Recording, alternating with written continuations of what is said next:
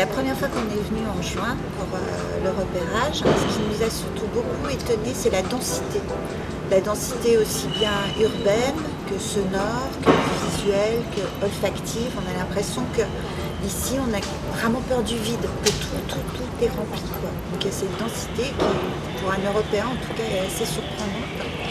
Après, bon, on a visité Taipei Plant, hein, et c'est vrai que ce qui nous a d'abord beaucoup surpris, c'est le fait qu'il y a un site industriel de cette proportion en plein centre-ville, ce qui est quand même très étonnant, parce que c'est vrai que par rapport à l'Europe, en général, les sites industriels sont plutôt à la périphérie des villes. Ils ont été rejetés dès le 19e à la périphérie des villes.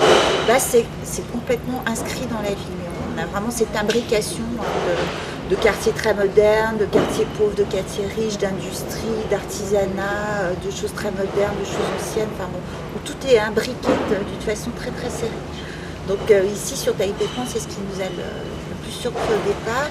Et puis le fait que ce soit un lieu industriel qui soit toujours en activité, en semi-activité, avec cet effet du coup complètement suspendu dans l'histoire de ce lieu, où on a à la fois l'impression que bon, il y a toute une partie qui est quasiment friche, donc c'est fini, c'est derrière, et puis il y a cette partie qui est toujours en activité, qui est présente, qui est là.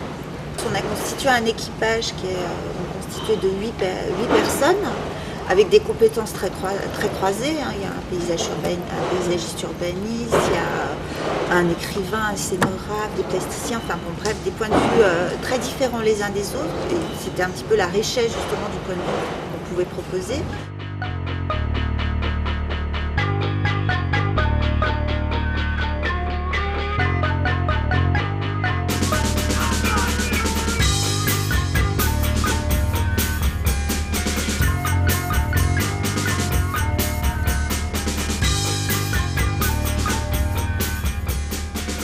Parce que vous y avez, de par cet effet de densité, de rythme aussi, on a ici une impression de rythme qui est très rapide, hein, où on a l'impression que le temps est toujours rempli, il faut toujours faire des choses, il y a une suractivité complètement débordante qui pour nous latins est quand même un peu étonnant. Donc du coup très rapidement on a eu cette envie effectivement d'offrir du temps aux Taïwanais, de leur offrir justement ce temps de réflexion peut-être, de ne rien faire, tout simplement.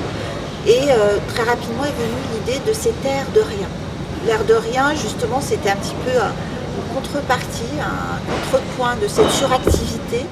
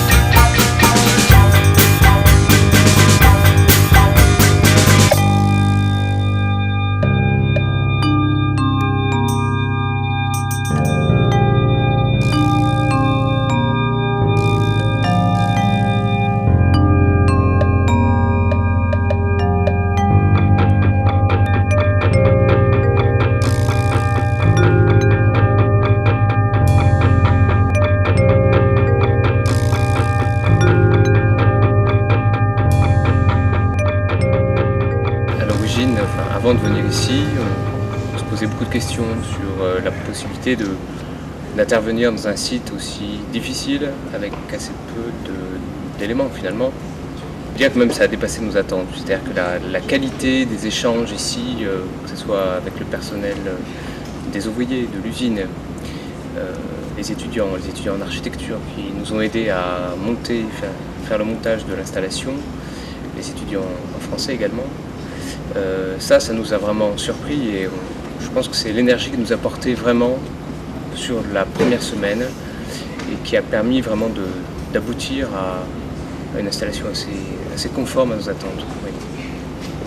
我觉得他们比较重视一些空间的内容，是在空间里面再走进去的那种感觉之后，去体会他们心里所想的。去听，然后去看，去感觉，去闻，就是而且都是就是他们都是自由就自由发挥，看你自己想要做什么就做什么。Ce qui est bien, c'est d'avoir travaillé avec eux et qu'ils nous aient fait passer des choses, des sentiments, des impressions. Puis de travailler avec des gens de l'endroit de Taipei, c'était vraiment comme si ils participaient au projet. D'abord, ils nous ont donné des idées de travail, de façon d'organiser tout ça. Et aussi, c'était une façon de commencer le travail de présentation de cet endroit, de ce site. Ça, c'était vraiment bien.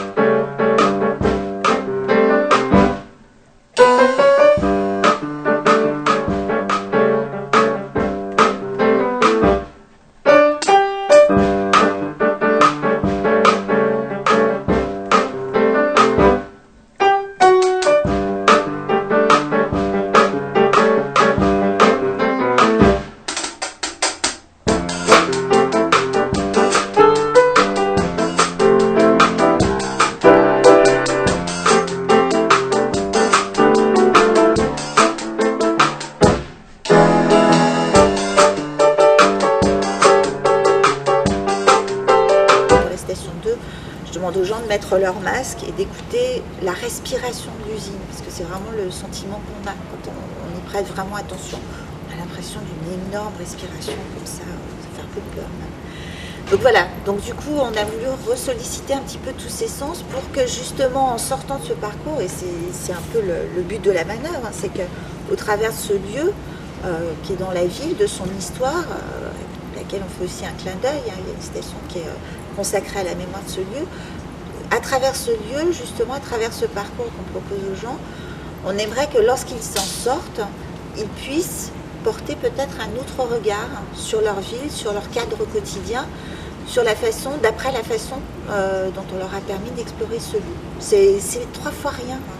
C'est pas grand-chose, mais parfois, à notre sens, il suffit justement d'un petit pas de côté pour permettre juste un autre point de vue. 就是说，我们都是说每一个点哦，也都有它美的一面。或许我们现在生活哦，大家太紧张，包括身边的人，有时候一天见个面望一下，没有发现它的好吃，结果身边的人物跟景物都有它美的一面。这是一个很愉快的参观之旅哈，可以触动你各种的感觉，然后让你享受到生命。过去的啊，或者现在的啊，感觉上说，我好像更能够 feeling。我的感觉是我到现在感觉是还有一点不知道我今天来看到什么，或者我的感触力没有那么强。那可是，在走的时候，我是没有目标的在走。我觉得就好像在城市中间，可能有很多奇奇怪的东西，可是你并不知道你要走到哪去的感觉。因为我们原先是比较呆板，就是一样的东西，但是现在多了那些东西，当然是活泼的很多了，生动的很多了。我主要是想让，就像他说的，我们可以聚焦一下，因为这样一眼看去的时候，其实是获得的是一个整体的感觉。但当你把它聚焦的时候，你获得是一个集中的细节上的一个认识。所以我不期待任何东西，但我相信会看到很多我看不到的东西。像我们上幼稚园也是念健波啤酒厂的幼稚园，生活起居几乎都在这个厂里面这样嘛。因为那时候可能是也没有什么有佣人什么，全部都把家里的小孩子都是在这里进进出出。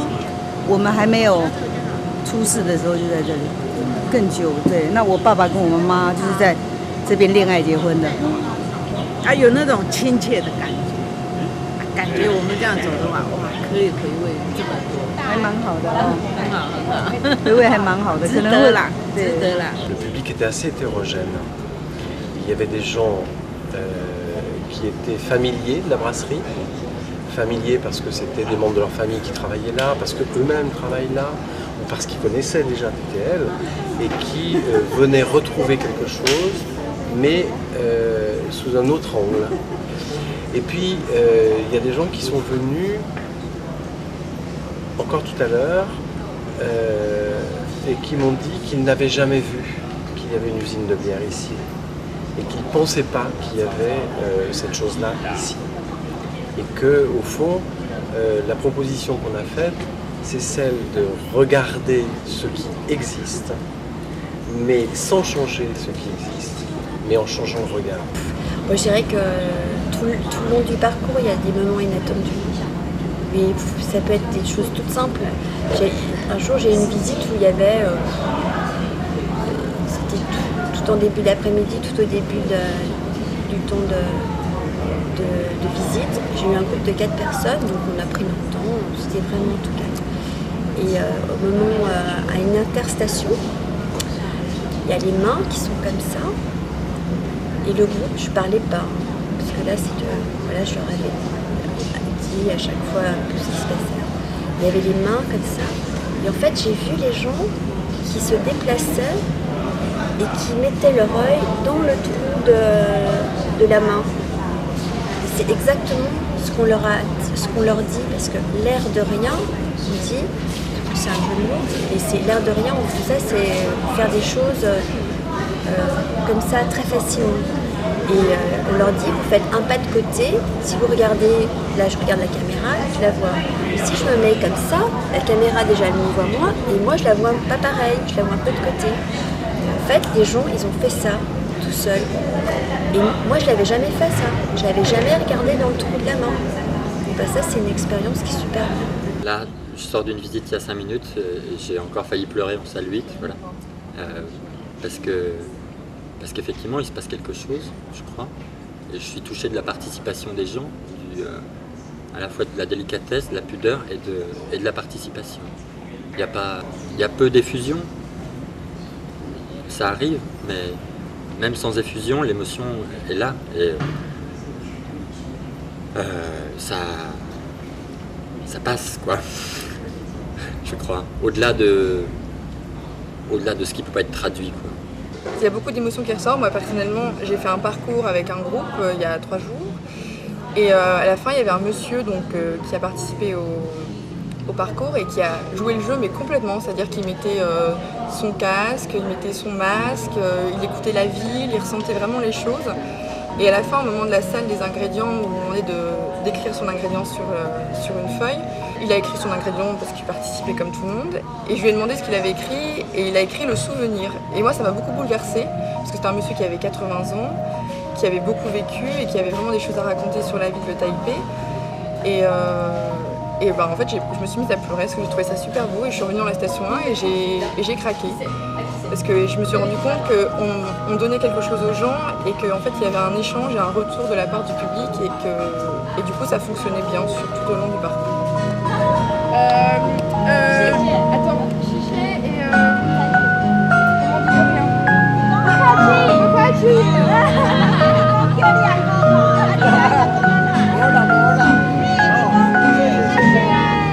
我想说，借由这样的一个艺术计划，来思考一下台北究竟是一个什么样的城市，什么样的一个样貌，所以就有了这个城市风景这个名称出现。